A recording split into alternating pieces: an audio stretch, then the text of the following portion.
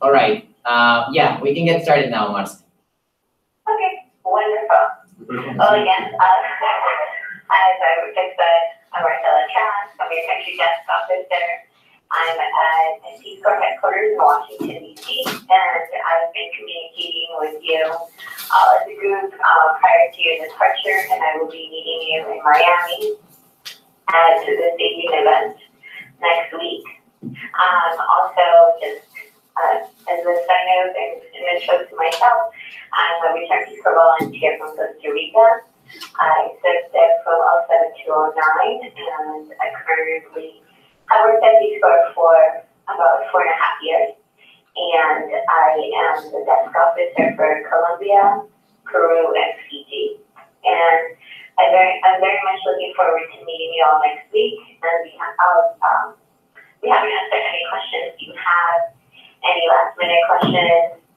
But just to get us started here, I wanted to cover a little bit more about Peace Corps Peru. I'm sure you've done your research, but just to share some more about the post. Peru is one of our largest posts in the Inter-American region, and they started, Peace Corps Peru started in 1962 and worked through 1975, and then we had to leave for political reasons, and the post reopened in 2002. We currently work in 4 sectors, and we have 2 cohorts meeting in the spring together, and that's the Community Economic Development Program and the Water and Sanitation and Hygiene cohort. So you all will be together during pre-service training and during your 24 months of service as the Peru 31. And then later in the year, we're going to have the Youth Development Program and the Community Health Program meeting together as a cohort. And another thing to note is that in Peru, you work in, Peace Corps Peru works in the regions of Junín, La Libertad, and Cajamarca, Amazonas, and Ancash. And you will learn so much more about this during pre-service training, but we did want to give you a little bit of this background and welcome you to the Peace Corps Peru family. And now, if we can go on with the agenda. Please give your questions to the end. Thank you. Yeah, thank you, Marcela. Okay, I'm going to introduce myself first. Hi everyone, my name is Enrique Liñán. I'm the training manager here at Peace Corps Peru. I've been communicating with you for the past 4 weeks. I've been working here at Post for 3 years. I'm going to have my colleagues here introduce themselves briefly. Hi, good morning. My name is Alfredo Gutierrez. I'm the program manager for the Community Economic Development Program. I'm going to be your supervisor for your 2 years of service as volunteers here in Peru. And I will my colleague.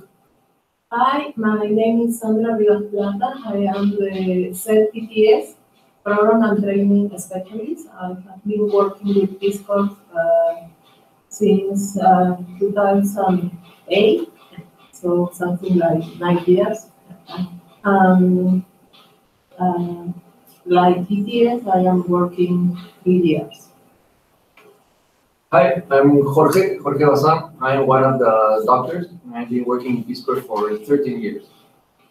All right, thank you. So now, moving on with our agenda, the next section is on a brief overview of the country, Peru. And I'm sure that some of you have visited our country and have heard a lot about Peru. But we wanted to touch base on a couple of topics that we think are important for you to know before you come here. Of course, you'll learn way more about Peru during your time here and during your first 3 months of pre-service training. First thing we wanted to talk to you about was food and culture.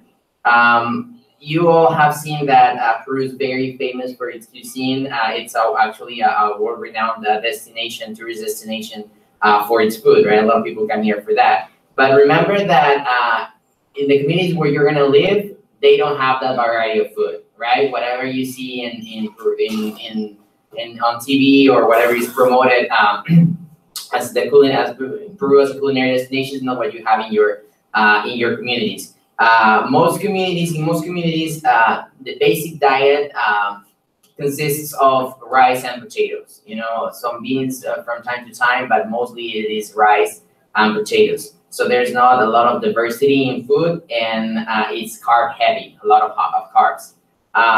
So you will have to try to adapt. I know that we sent a survey, and some of you said that are vegetarian or lactose intolerant or gluten-free or celiac. So we have strategies for those trainees and volunteers. The doctors here, Dr. Jorge will give you some strategies. There's a manual for volunteers to get suggestions and ideas on how to talk to host families and how to reach an agreement when it comes to food. Okay, in terms of hygiene,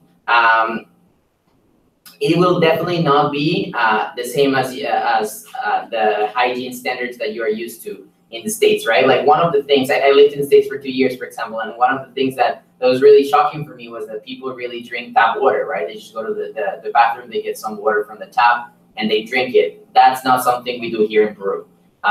We boil our water. So you will drink a lot of boiled water, for example. And you might also see that your host family doesn't wash their hands regularly, or that they are playing with the dog, and then they might, the host mom's cooking and at the same time is, feeding the dog, and then goes back to cooking, and then you might be surprised about that, but that's a cultural thing, it's behavior change. So then we also talk about strategies for you to talk to your host families and to educate them. But again, the bottom line is that volunteers have to understand the reasons behind each behavior and the values, and why Peruvians do what they do, okay, or why we do what we do.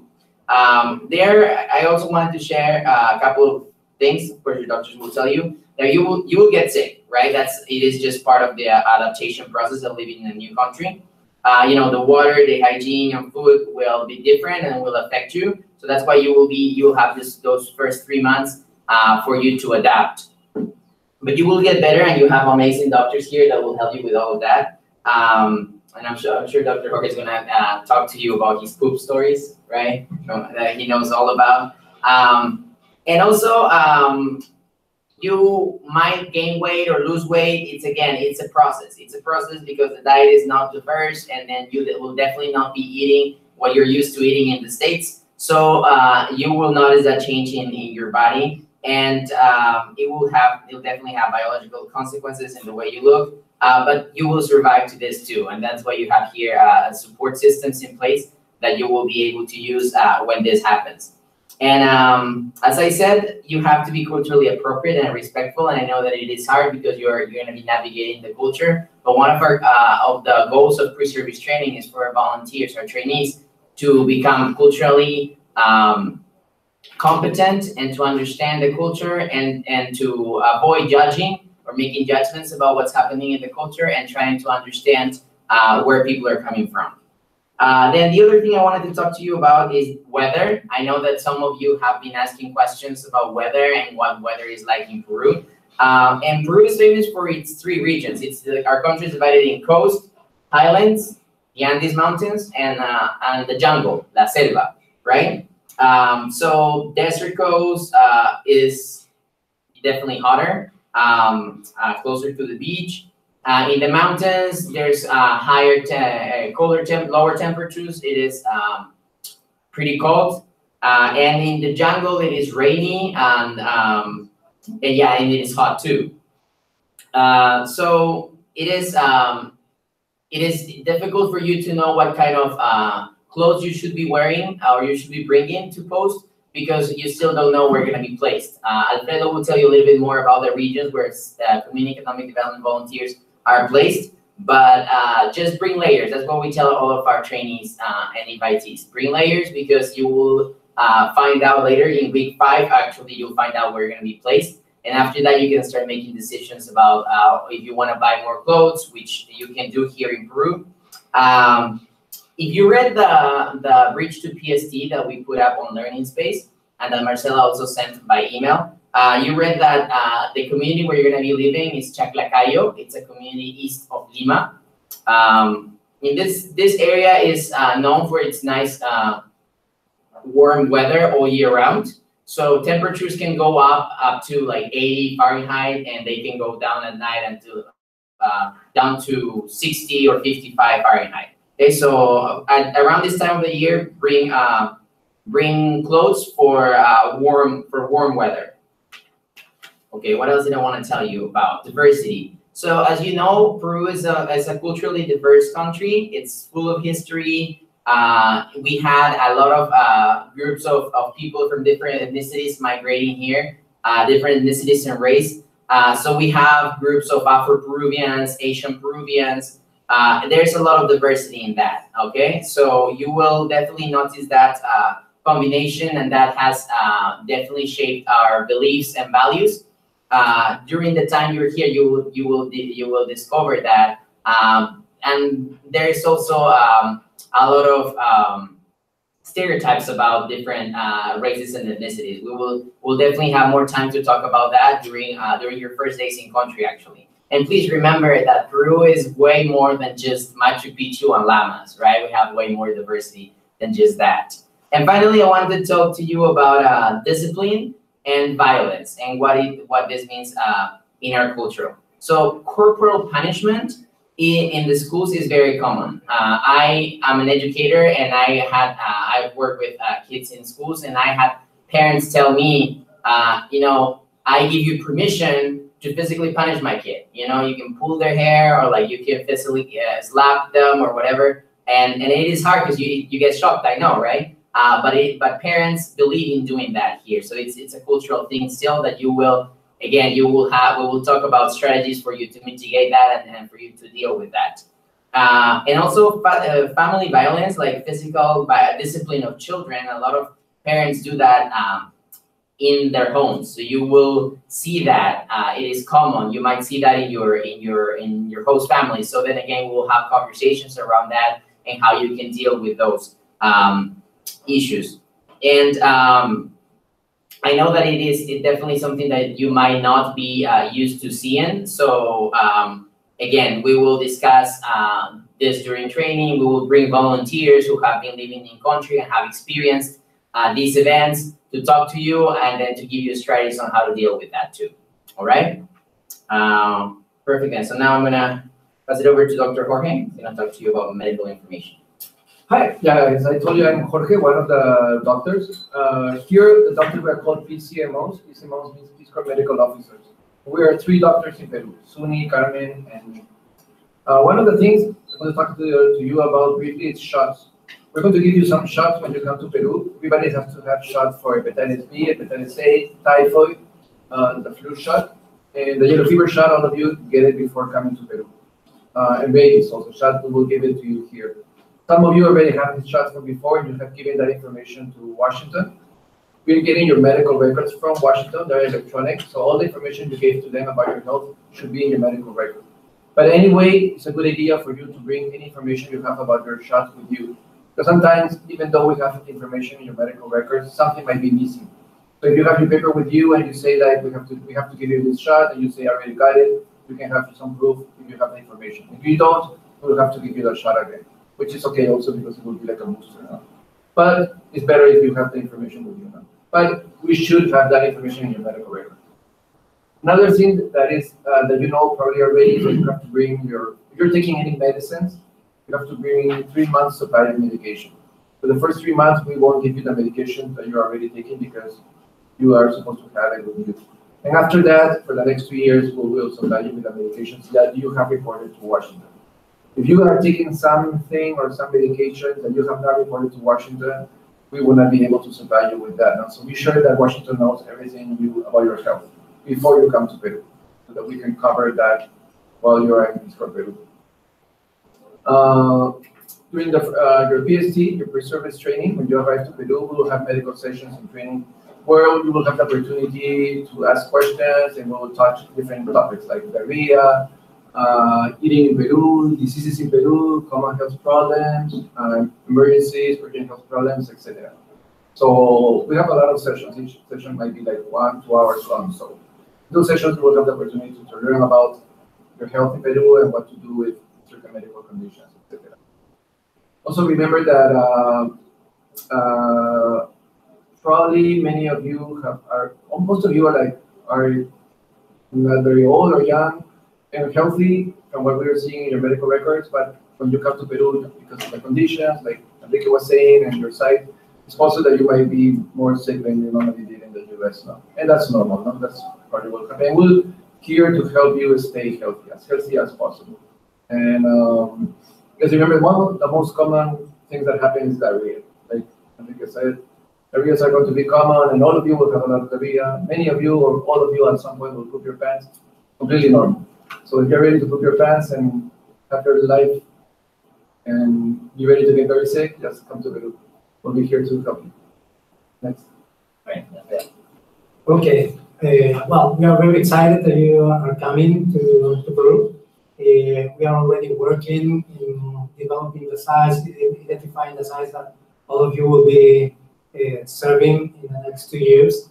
There are 22 of you coming. That's the last number that we have. And we are in the development of the sites. We have like 12 sites are going to be in the highlands. 5 are going to be in the coast. We have 5 that are going to be in the jungle. The communities where the SET program is working has a range between 2,000 people to probably 50,000 people. So there's a very large range of small communities and also some bigger communities. We are going to be working in 5 regions: Amazonas, Ancash, Cajamarca, Junín, and La Libertad. So we, in the last 2 months, we have been traveling to all the regions to develop the sites. So these sites can be ready for your arrival. Talking about the program, our port of entry in the communities is the municipality, the local government. And most of these local governments have an area that is called Desarrollo Económico Local, local economic development.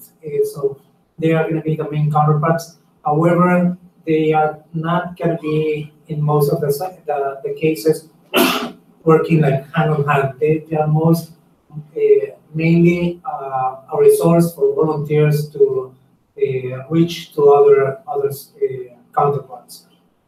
We are going to be focusing in 4 areas of work. The first one is going to be business development. So many volunteers in business development work with producers associations, artisan associations, maybe tourism. And the volunteers are helping these associations in their business plans, marketing strategy, trying to reach new markets, some organizational aspects as well. We are gonna also, the second is youth entrepreneurship. Volunteers in the communities usually will be working with high schools and will be teaching in a classroom setting courses about youth entrepreneurship, business plans, how to teach business plans. And in youth entrepreneurship, volunteers not only work with youth, we also work with teachers. In many cases, volunteers are training teachers in how to facilitate a business plan course. So be aware that you will be probably, we are expecting that you will be in front of a classroom and working with teachers and schools. Another area of work is women economic empowerment, where you will be working with women's group and also with the municipality in trying to work in income generation activities with these women. We are trying to empower women and training them how to manage their micro businesses. We also work with the last one is community banks and financial education. We're going to be training you in how to start a community bank, a microfinance way for people in the communities to save and have access to credit. It's not complicated, but when you come to Peru, we are going to be training you in that aspect, as well as financial education. Financial education is more related to talking to communities about savings, responsible investments, how to manage family budgets, etc. And this can be addressed to kids, but also to adults.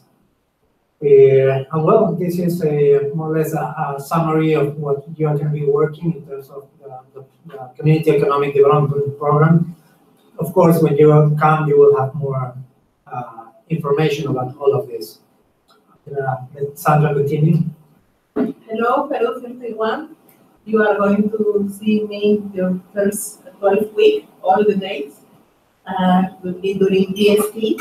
Well, PST is going to be 12 weeks. We are going to focus more in your facilitation skills, knowledge,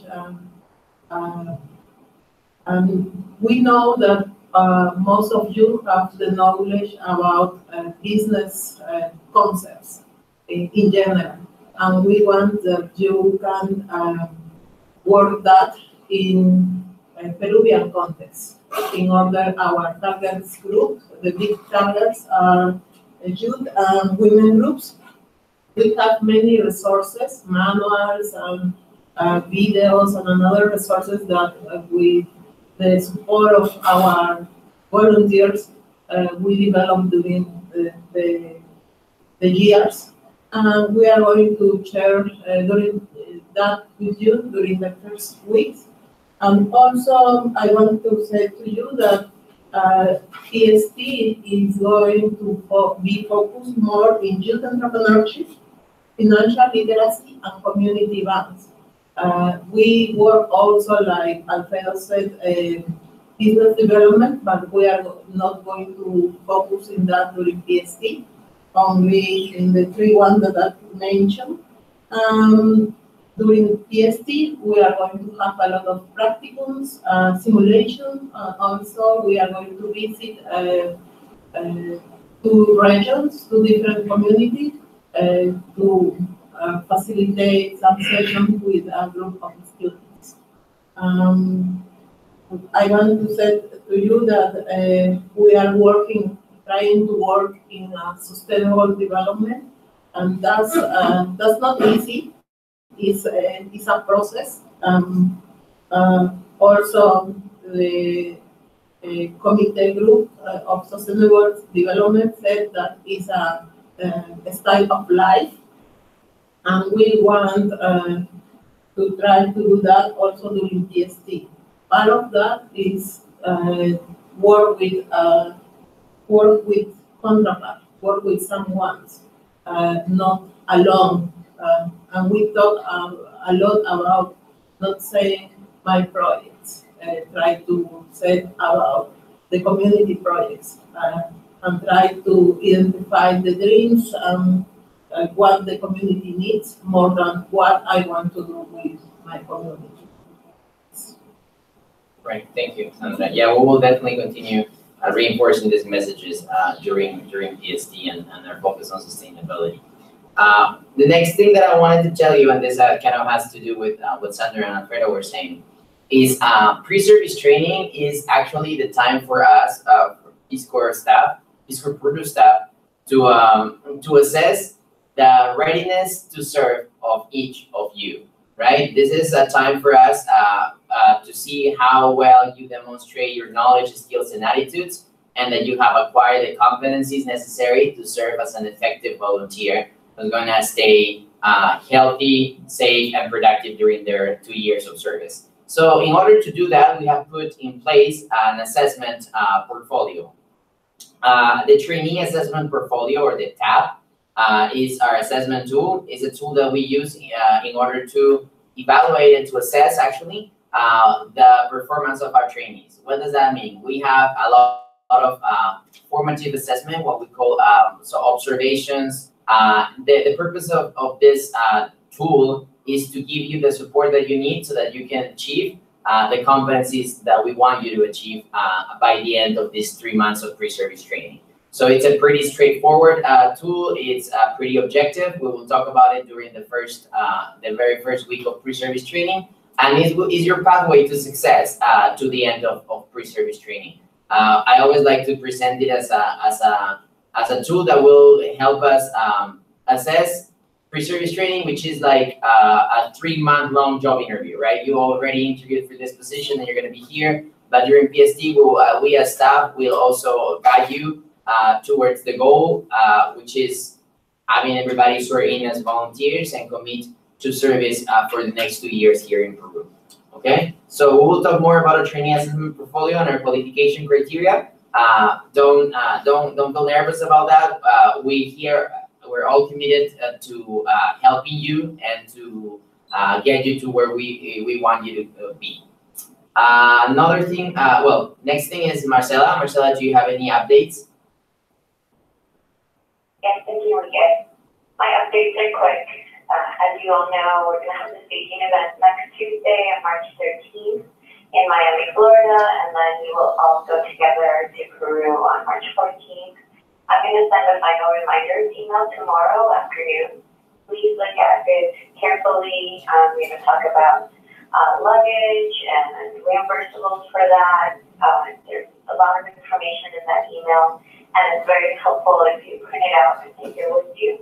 I'll also be sending you the cell phone that I'm going to have during staging. I will be traveling to Miami on Monday, so you can reach out to me at that time and throughout that Tuesday. And if you have any delays on your flights or anything comes up, you feel free to give me a call there. And the staging event will also be available to help with loan paperwork that you may still need us to sign. And we'll be returning your personal passports or birth certificates that you have submitted for your Peace Corps no-fee passport. Okay, I look forward to seeing you all next week. Thank you, Marcel. And the last thing that I wanted to share with you is your airport arrival. As Marcela said, she's going to be with you in Miami, and she is going to contact some of the administrative stuff that you guys need to do before you come to Peru. She's going to see you off at the airport, and then I'll meet you here at the airport in Lima. We'll be there. You'll see me at the exit gate, but even before you go in through migrations and customs. So I'll be there with our country director. We'll be there waiting for you and welcoming you and helping you go through migrations and make sure that you get your stamps for the number of days that you should. One of the things that I wanted to tell you also is to read the Bridge to Pre-Service Training. Marcela has sent that document, and we have also uploaded an interactive version of our Bridge to Pre-Service Training to Learning Space. So, this week Learning Space is down. You won't have access to it, but you should have received the email from Marcela, so please read that document. It has a lot of important information that you need to know before you come to Peru. Another thing that you need to remember to do is to bring some formal clothes. There will be some events, especially the swearing-in ceremony, where you need formal clothes. And for a lot of the facilitations that Sandra mentioned, you will have to wear business casual clothes, right? Like slacks and shirts, blouses or skirts. We have sent a document that's called Dress for Peace Corps Success that talks about suggestions for volunteers what to wear. But in general, we always recommend to be professional as you can be, especially in the set sectors, because they end up doing a lot of work with municipalities and schools. And there's, especially in schools, there's very strict dress codes because you're modeling behaviors for the students there. So please make sure that you bring some business casual clothes and professional clothes, especially for the time you're going to be facilitating and interacting with counterparts here in Peru. Also, sleeping bags. If you have a sleeping bag that you want to bring, that's a good idea, especially for the people that will be placed. So Fred already said there's going to be 12 people placed in the highlands. So most of our volunteers that live in the highlands, they tend to bring their sleeping bags because it does help them get warmer. Since you don't know where exactly you're going to be placed right now, if you have one, I recommend bringing one. If not, you can always buy one here. In Lima, you can find a lot of those, and they vary in prices from like $10 to $15 to like $60, $80. Another thing is your resumes in Spanish. Marcela also sent a template that you have to complete. Is your resume in Spanish is just 1 page long. It's pretty straightforward. You have to complete your names and personal information, and also your experience and background and your education. It's pretty straightforward, so please complete it. If you have any questions, let us know, but you need to bring it to post in a flash drive, and we will use it for 1 session during week 2, okay? Please bring your resumes ready in Spanish. And also your aspiration statements. We'll use your aspiration statements in the first week of pre-service training. So please, if you haven't uploaded that one yet, please do, because we will use it during the first week of pre-service training.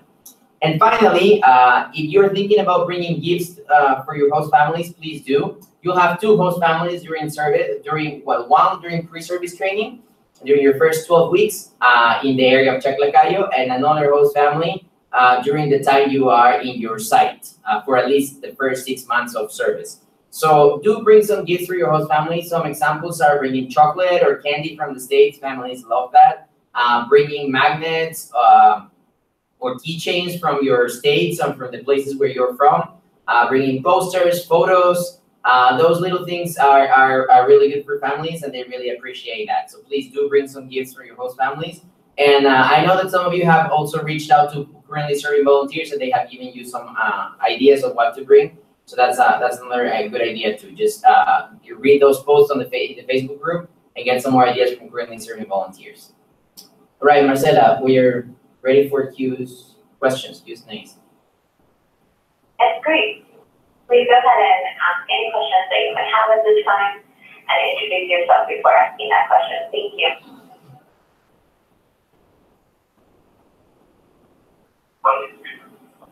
Hey guys, Johnny, can you hear me? Johnny?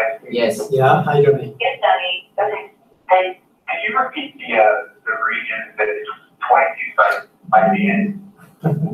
Yeah, we're going to be placing volunteers in 5 regions: Amazonas, Ancash, Cajamarca, Junín, and La Libertad. Thank you. You're welcome. All right, yeah, and one of the things that keeps happening is, I guess, a lot of our volunteers or trainees, they feel like Amazonas is the Amazon, but it's actually not. That's just the name of a region, but it's not the Amazon rainforest, okay? So just keep that in mind. It's a region. Actually, Amazonas is a pretty interesting region because it has a combination of the Andes Mountains and the highlands and the jungle. So it has pretty nice views, but also you can see that division from the highlands and also the jungle. Yeah, however, 2 of these sites in Amazonas is going to be in the jungle. Yeah. Any other questions? Questions? Hi, this is Chris Scott. I'm just wondering if there's any reason that we should bring our personal passport, or should we only rely on the physical one? Hi, Chris. For your question, you are welcome to bring your personal passport, and we return those the personal passport that we received in order to process your no-fee passport. We recommend it if you're comfortable with it, and just so that you have a second form of identification while in service. If for some reason you were to lose your no-fee passport, it's easier to get a replacement if you have your personal one with you. It's important for you to know that you would not be traveling with your personal one because your visa is going to be in the no-fee passport, and our expectation is that you will use it during your entire service for any personal trips that you may have or for any official trips with the Peace Corps. So that is totally optional, but recommended. Okay.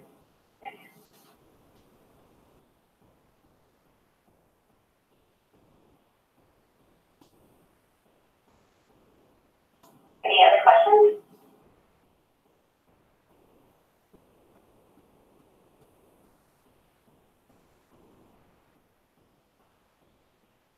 Okay. Great. All right then. So I guess there's no more questions, so we'll end this here. But if you have any last minute questions, please do reach out to Marcela or myself. I will be happy to answer your questions. And yeah, we're really excited to see you next week. We'll all be there at the airport welcoming you when you get here next Wednesday. Okay, Marcela, you have any other comments? No, thank you all so much, and we'll see you next week. Have a great day. Okay, bye. Bye.